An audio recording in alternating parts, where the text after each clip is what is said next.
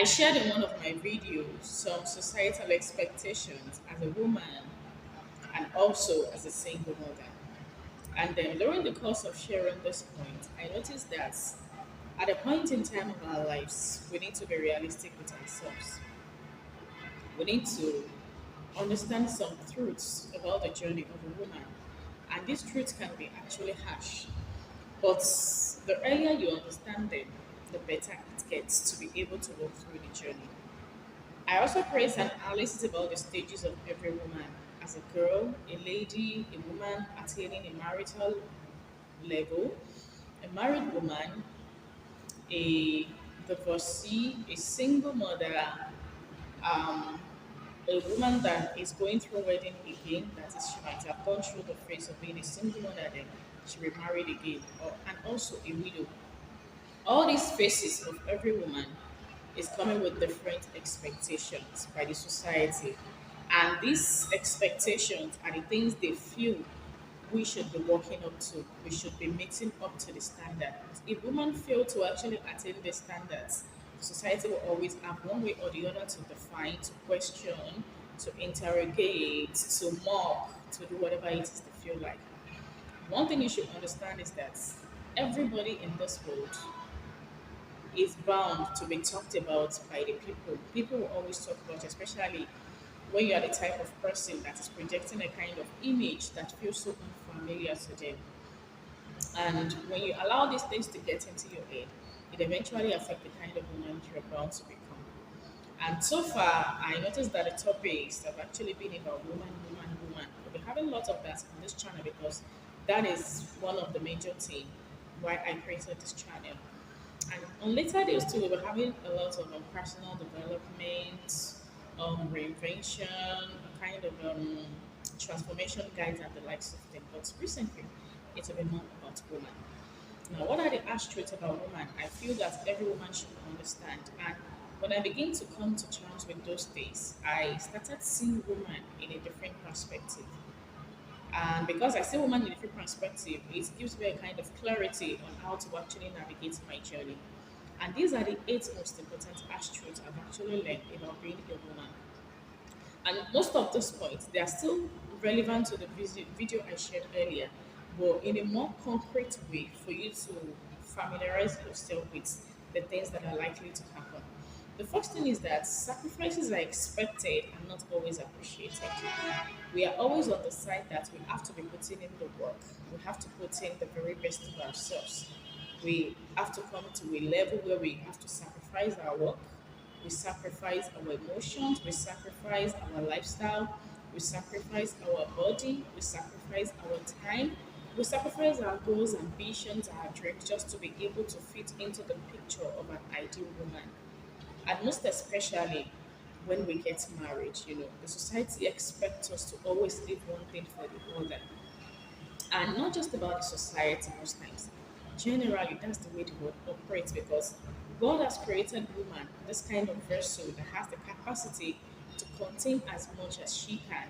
And by the time she begins to contain to the point where she's losing herself, then she will start leaking.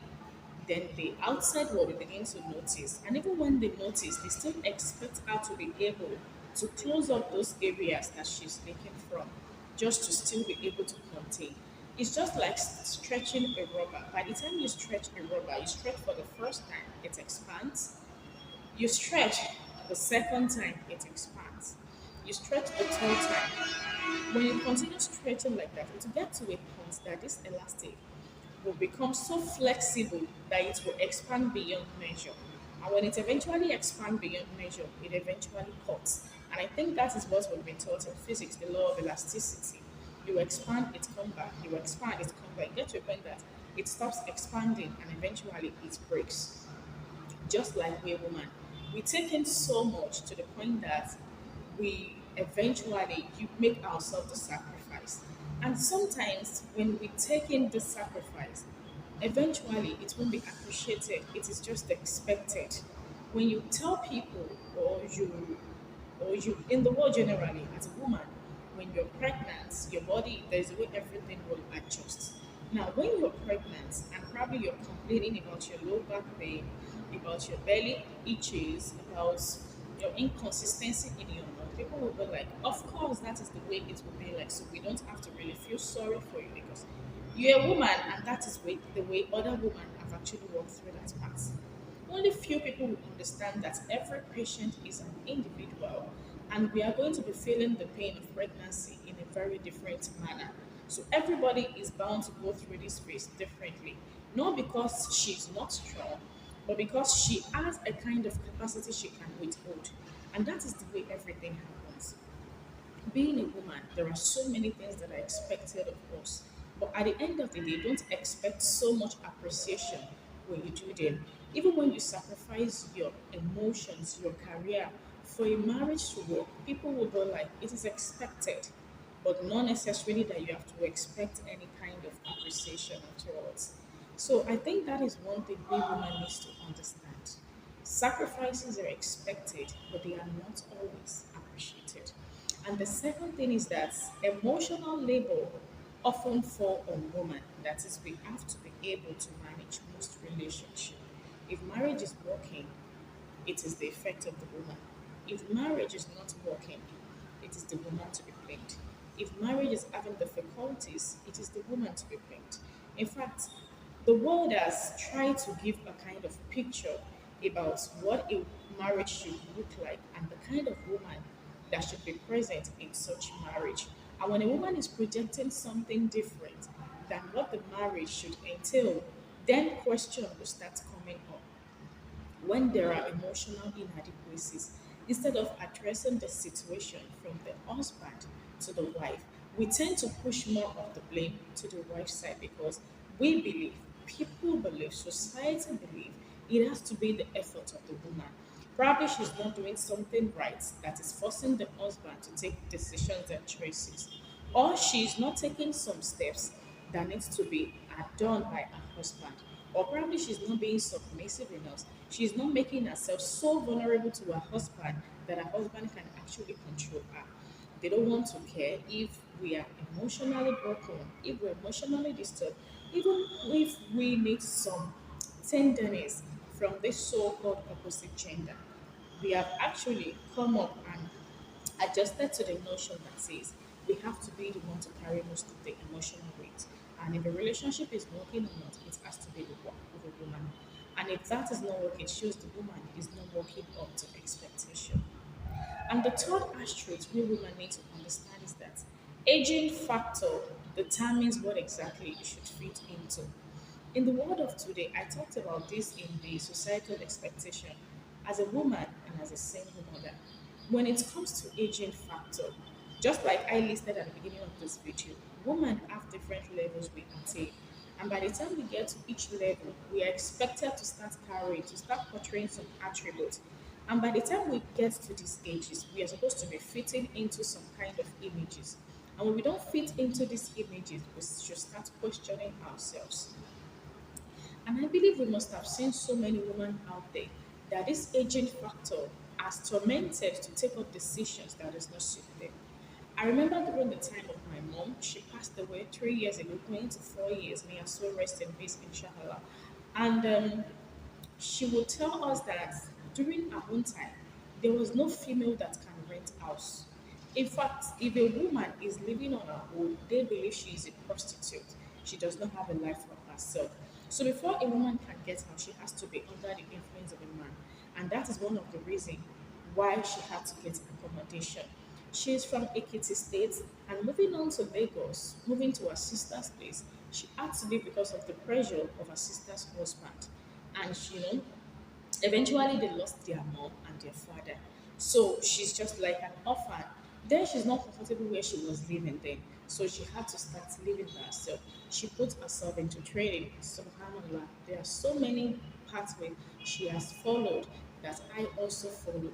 Most of the things that I am doing today, that I have learned today, is out of me putting myself there.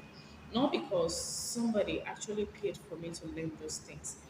And then when she was putting herself out there, learning, especially she was actually a midwife, she was a nurse, and she was very, very good at what she does. And Allah really blessed her with the handwork. But at the end of the whole story, she wanted to stay on her own. And then she had series of men that were actually questioning her. Out of influence of her sisters and the likes of them, she could not actually marry the person she actually intended for. And I think that person was an evil guy or something. Eventually, until she met my dad. Because of the pressure of the people, her sisters, her career, her lifestyle, she had to give in for my dad and get settled with him. Eventually, she realized that there are so many inadequacies that is not being met, and she just have to try as much as possible to keep fitting in, just like the way people would always tell her. And eventually, one thing will lead to another, and the rest is just history. So that is the way things happen.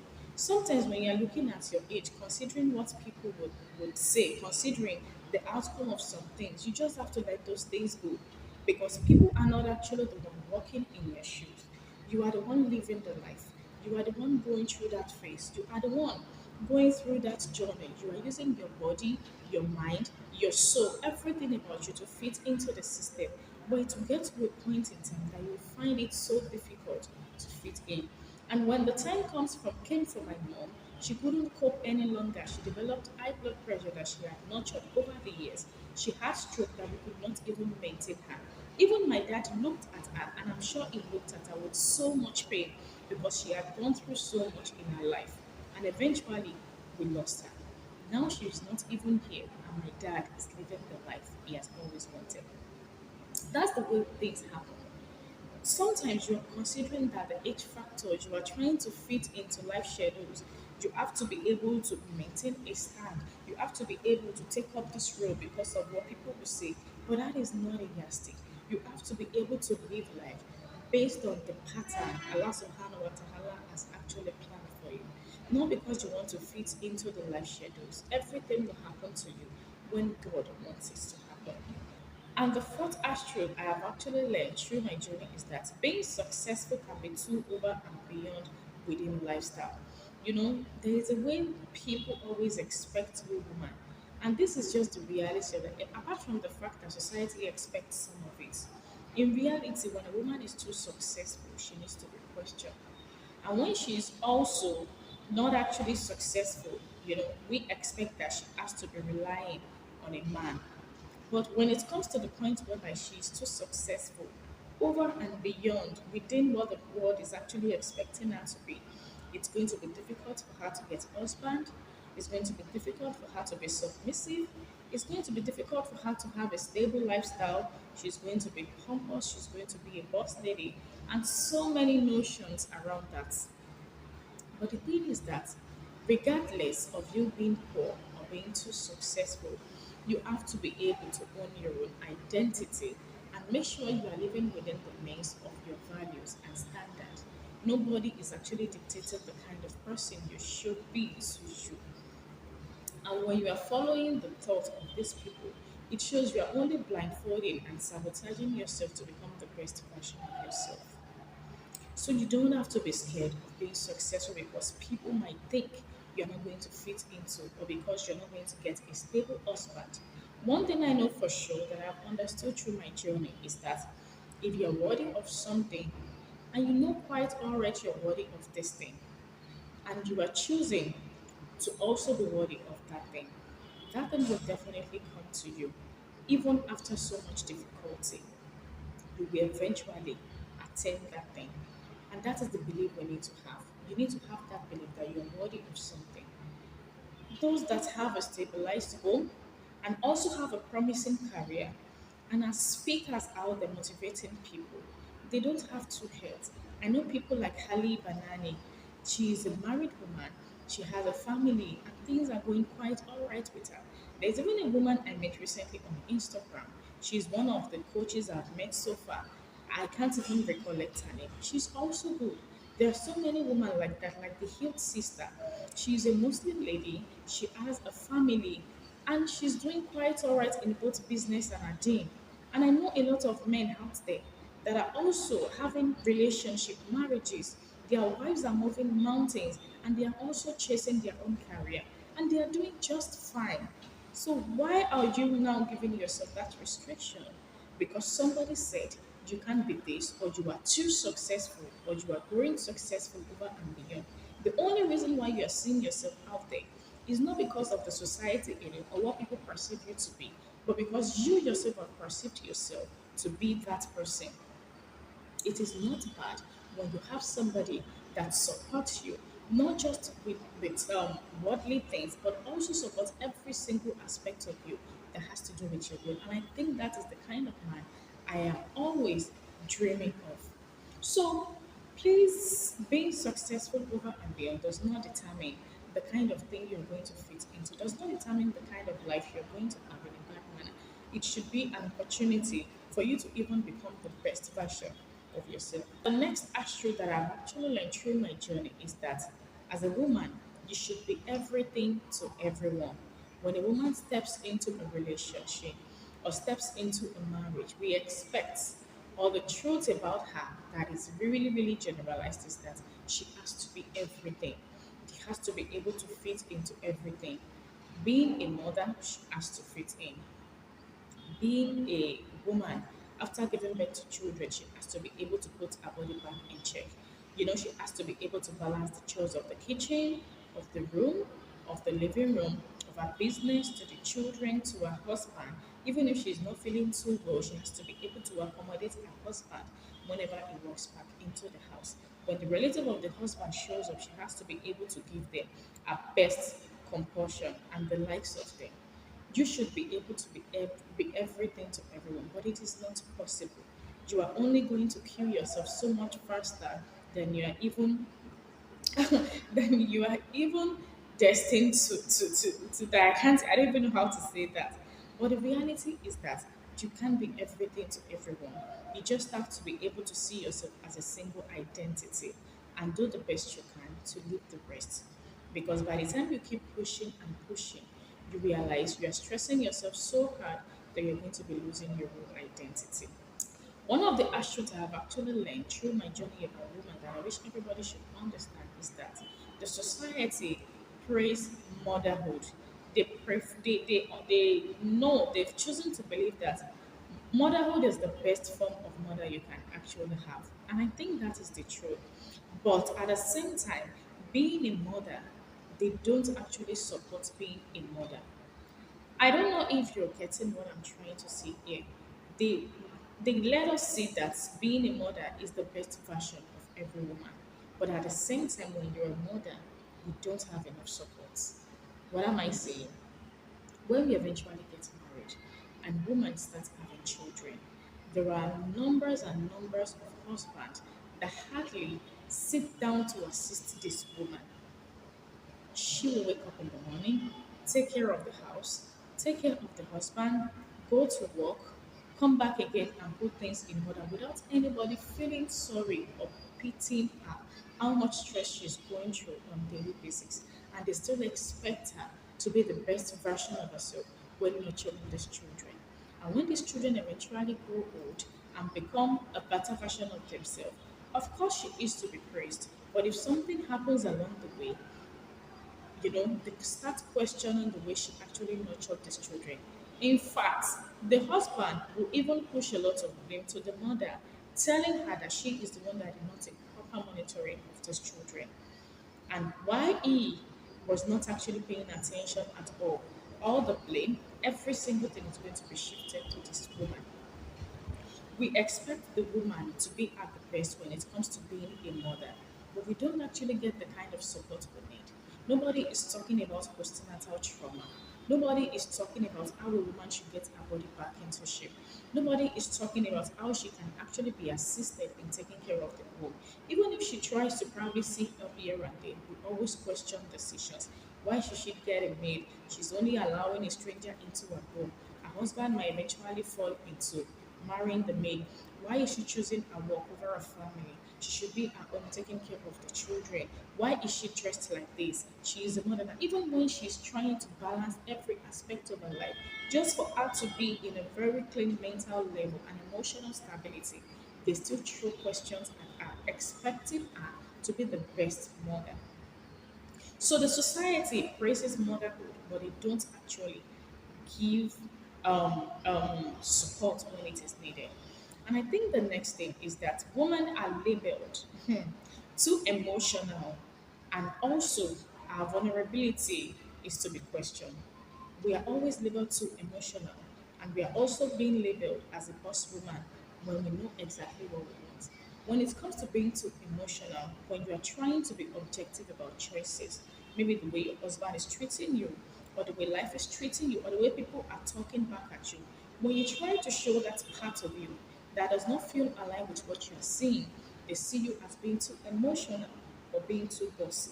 They see you like, why are you questioning what is right to do? Why do you think you're going to be in this manner? You're a woman, this is the way we're supposed to treat you. But when a woman stands up to own her voice, they start seeing her as being too bossy. But that is just the harsh truth about us. People don't really want us to project an image of being stable. They want us to be a weak vessel because they want us to be one. But at the same time, that does not mean you shouldn't be strong inside. I am feminine does not mean I don't carry masculine energy. I exhibit my masculine energy when I need to, and I reserve my feminine energy when I also need to. So people are always going to label women as being too emotional and too bossy. But one thing I know for sure is that you can't be perfect every time.